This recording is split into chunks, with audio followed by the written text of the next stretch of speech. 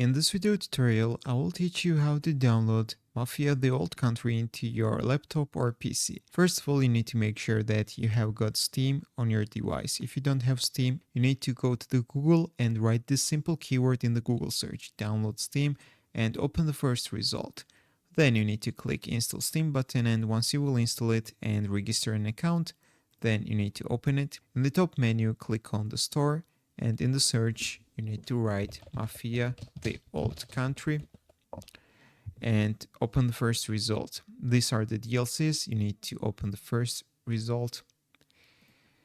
You need to scroll down, and here will be the basic game and also the deluxe edition. Alright guys, to get the game, you need to click add to cart, then view my cart, then click continue to payment, select the payment method, click continue, agree to the terms, and click the purchase button.